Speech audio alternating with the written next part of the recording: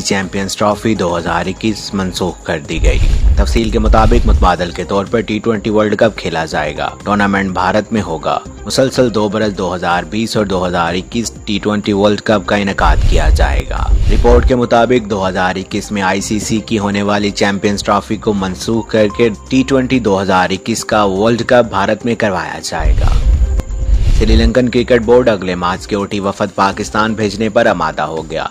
ICC test championship के अक्टूबर में पाकिस्तान और श्रीलंका के दरमियान 2 टेस्ट मैचों की मेजबानी पाकिस्तान ने करनी है।